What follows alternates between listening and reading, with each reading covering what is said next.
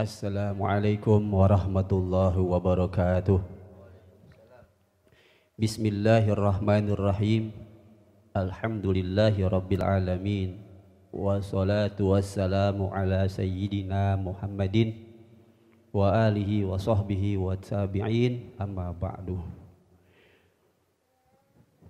Pertama-tama marilah kita panjatkan syukur kita kehadirat Allah Subhanahu wa ta'ala yang telah memberikan kepada kita nikmat iman dan Islam, nikmat sehat walafiat, sehingga dengan nikmat tersebut kita masih bisa diberi kesempatan oleh Allah Subhanahu wa ta'ala untuk kita bisa melakukan aktivitas, baik aktivitas yang bersifat duniawiyah dan aktivitas yang bersifat ukhrawiyah, yaitu ibadah kepada Allah Subhanahu wa ta'ala. Amin ya rabbal alamin.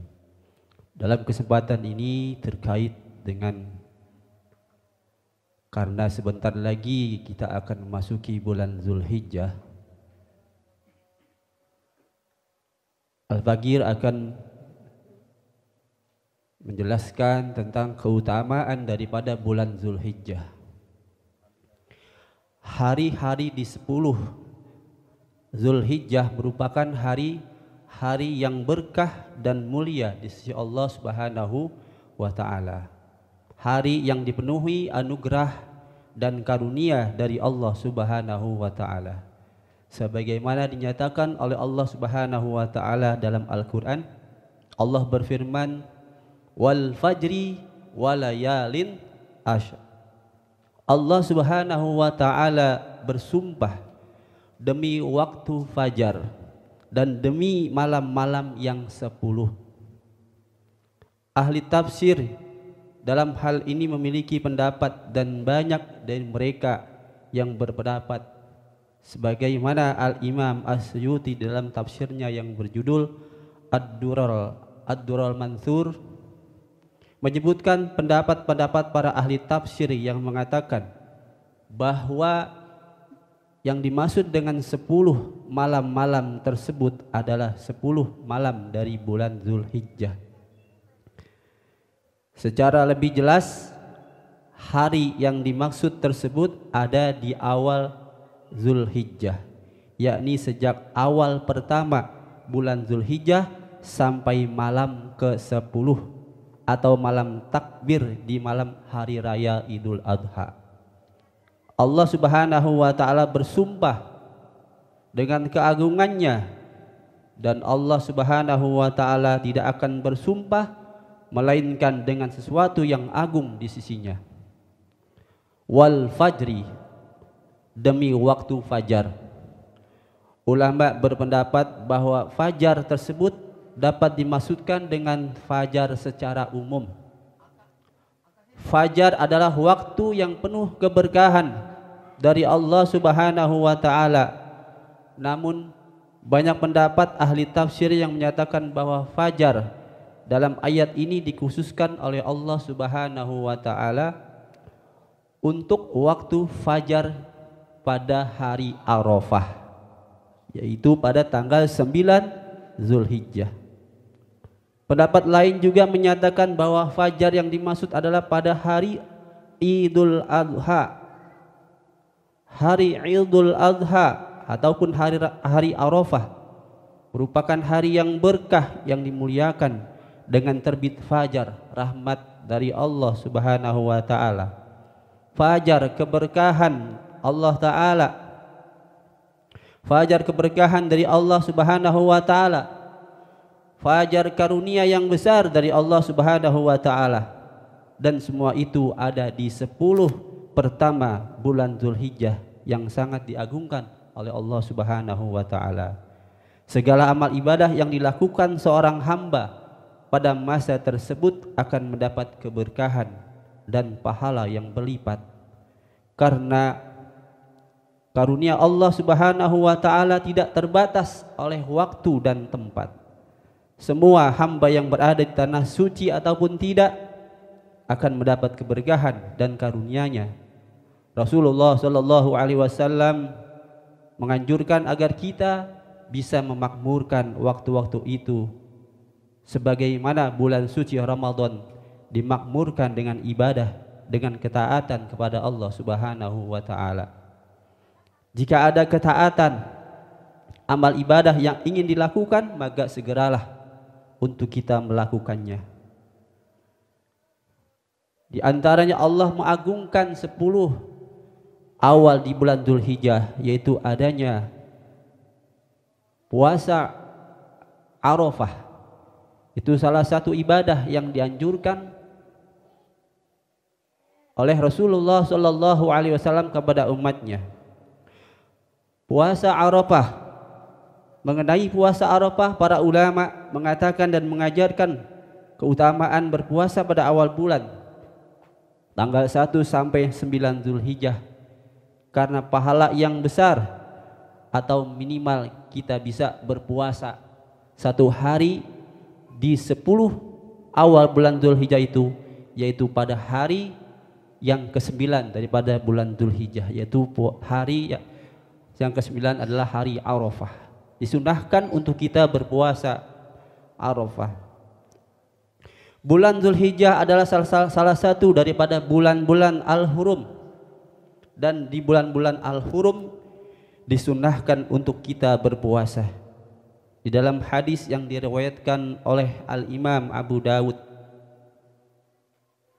an Mujibah Al-Bahiliyah an abiha au ammiha annahu ata Rasulullah sallallahu alaihi wasallam summan talaqa wa atahu ba'da sanah wa qad taghayyarat halatuhu wa hay'atuhu. Dari Mujibah Al-Bahiliyah, dari ayahnya atau pamannya, bahwasanya dia datang kepada Rasulullah sallallahu alaihi wasallam, yakni Mujibah datang kepada Rasulullah sallallahu alaihi wasallam, summan talaqa, kemudian dia pergi. Setelah menemui Rasulullah kemudian pergi. Fa'atau, kemudian dia datang lagi menemui Rasulullah ba'da sanah, setelah 1 tahun. Wa qad taghayyarat halatuhu wa hay'atuhu, dalam keadaan telah berubah keadaannya, fisiknya telah berubah. Ini Mujibah Al-Bahiliyah pernah datang kepada Rasulullah, kemudian dia pergi, datang lagi menemuinya setelah 1 tahun. Ternyata fisik daripada Mujibah Al-Bahiliyah berubah. Faqala, maka berkata si Mujibah Al-Bahiliyah, ya Rasulullah, wahai Rasulullah, ama ta'rifuni, apakah engkau mengetahui aku? Waman anta, siapa kamu? Jawab Rasulullah sallallahu alaihi wasallam. Qala, Al-Bahiliyah berkata, Mujibah Al-Bahiliyah berkata, ana bahili, saya adalah Al-Bahili. Alladzi ji'tuka amal awal, yang dulu aku pernah datang, yang aku datang kepadamu pada tahun yang lalu. Qala fama ghayyaraka waqad kunta husnal hay'ah. Rasulullah berkata, fama ghayyaraka, apa yang menyebabkan kamu berubah fisiknya?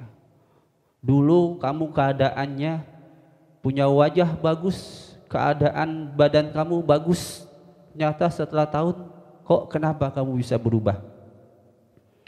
Qala, Al-Mujibah Al-Bahiliyah berkata, ma akaltu ta'aman mundu faraqtuka, aku tidak makan makanan semenjak aku berpisah denganmu, illa bilailin, kecuali malam yang dia makan, di malam hari baru dia makan. Artinya Al-Bahiliyah ini dia puasa terus, sepanjang tahun berpuasa terus, tapi kalau malam enggak. Nah, faqala Rasulullah sallallahu alaihi wasallam, maka Rasulullah sallallahu alaihi wasallam bersabda, azabta bi nafsika, sesungguhnya engkau telah menyiksa dirimu. Summa qala, Ya, Rasulullah bilang apa? Oh, kamu telah menyiksa dirimu kalau begitu. Jangan puasa terus-terusan. Ya, sepanjang tahun dia puasa. Jadi setiap siang tuh puasa, setiap harinya. Ya, makanya hanya di malam hari. Rasulullah apa bilang? Ya. Rasul bilang apa? Azabta nafsaka, engkau berarti telah menyiksa dirimu. Summa qala, kemudian Rasulullah berkata, sum syahras sabri, berpuasalah kalian di bulan sabar, artinya di bulan Ramadan. Setahun sekali kita disuruh puasa. Itu puasa yang wajib. Wa yauman min kulli syahrin, dan puasalah kalian satu hari di setiap satu bulan. Ya, jam satu bulan itu kita puasa satu hari. Di bulan Dzulhijjah kita puasa satu hari itu, yaitu bulan apa? Di tanggal 9 yaitu puasa Arafah. Itu tiap setahun sekali. Ya, kita ambil satu bulannya itu bulan Arafah, puasa. Qala zidni. Ya, tadi Rasulullah katakan puasalah kamu di bulan Ramadan dan puasa satu hari setiap satu bulan. Jadi ada disunahkan juga setiap bulan itu puasa satu hari. Qala zidni. Al-Bahila berkata, tambahin aku ya Rasulullah, zidni tambahin lagi. Ya, tambahin lagi. Jangan itu doang katanya. Qala sum minal hurum, berpuasalah kamu dari bulan-bulan yang dihormati, yang diharamkan, yang dimuliakan. Watruk, kemudian tinggalin tuh yang seperti itu, kalian puasa, yang kamu puasa sepanjang tahun, ya hanya makan di malam hari, tinggalin. Sampai Rasulullah berkata, wa sum minal hurum watruk. Sum minal hurum watruk, 3 kali Rasulullah mengatakan, ya, memberikan isyarat dengan dia menggenggamkan jarinya, ya, sampai memberi isyarat dengan 3 kali. Nah, ini hadis yang diriwayatkan oleh Al-Imam Daud. Rawahu Abu Daud was abi isnadin hasanin. Ini tentang daripada perintah yang dianjurkan oleh Rasulullah untuk berpuasa di bulan Dzulhijjah pada tanggal 9, yaitu puasa Arafah.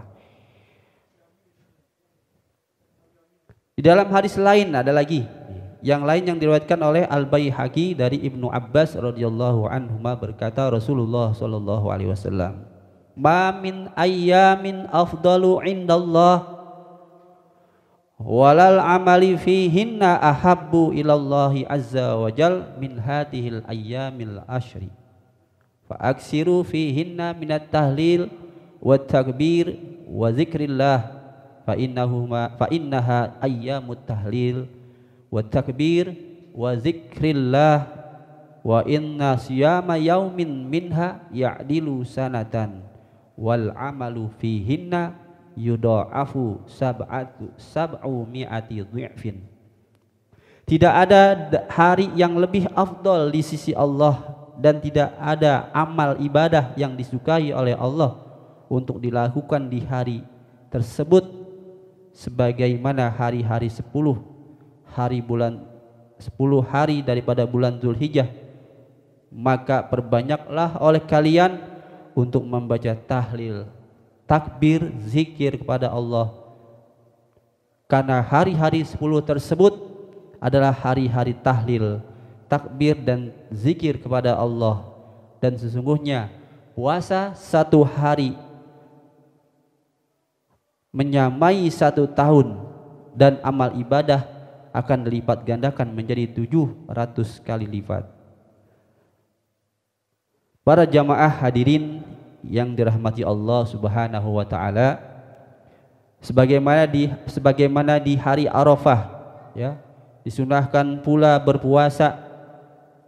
Dalam sebuah hadis sahih yang diriwayatkan Al-Imam Muslim, an Qatadah radhiyallahu anhu, ila Rasulullah sallallahu alaihi wasallam an saumi Arafata qala yukaffiru sanatal madiyah wal baqiyah. Dari Qatadah radhiyallahu an berkata bahwa Rasulullah sallallahu alaihi wasallam ditanya oleh para sahabat tentang puasa di hari Arafah, maka beliau Rasulullah mengatakan bahwasanya puasa di hari Arafah atau tanggal 9 bulan Zulhijjah akan mengampuni dosa 2 tahun. Mudah-mudahan kita bisa melaksanakan ibadah puasa Arafah. Ya, puasa apa? Arafah, ya. Puasa Arafah tuh. Tak namanya apa? Puasa Arafah ya. Kalau lapanya tarwiyah namanya. Itu kalau bisa 2. Tarwiyah atau Arafah. Kalau bisa 2, salah satunya kita ambil, yaitu kita ambil tanggal 9. Yang intinya tanggal 9 yaitu puasa Arafah. Itu akan mengampuni dosa 2 tahun, tahun yang lalu dan tahun yang berikutnya. Nah, jika puasa di hari Asyura mengampuni dosa 1 tahun, maka puasa di hari Arafah mengampuni dosa 2 tahun. Dosa yang terdahulu 1 tahun, dosa 1 tahun yang akan datang. Tuh. Jadi dosa yang terdahulu 1 tahun diampuni, dosa 1 tahun yang akan datang ya diampuni. Ulama mengatakan di dalam hadis ini terdapat kabar gembira dari Rasulullah SAW. Pertama, kabar gembira bagi orang yang berpuasa di tanggal 9 adalah pengampunan dosanya untuk 2 tahun, yaitu tahun yang lalu dan tahun yang akan datang.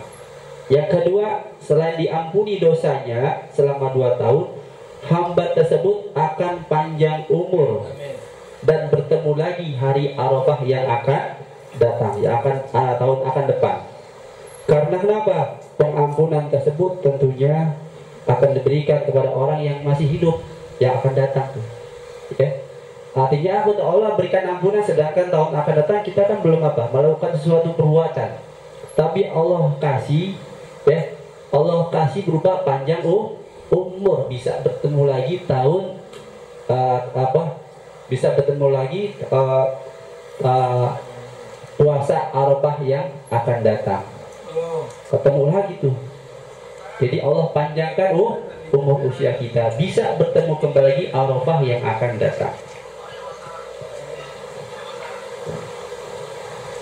Oleh karenanya sangat dianjurkan berpuasa untuk mendapat pengampunan Allah dan umur panjang dari Allah Subhanahu wa taala di tanggal tersebut. Mudah-mudahan ya nanti kalau Allah panjangkan umur kita niat dari sekarang, mudah-mudahan kita bisa melaksanakan ibadah puasa Arafah di tahun ini. Mudah-mudahan apa yang kita lakukan akan mendapat pahala dan ridho dari Allah Subhanahu wa taala. Dan kemuliaan di bulan Zulhijjah yang pertama tadi, yaitu pada 10 awal bulan Zulhijjah. Di antara juga ada lagi terkait yang ibadah yang sangat dimuliakan oleh Allah Subhanahu wa taala, yaitu ibadah kurban. Karena waktu yang mungkin kurang untuk bisa menyampaikan materi ibadah kurban, insya Allah lain waktu, lain kesempatan kita akan lanjutkan lagi tentang mengenai masalah ibadah kurban.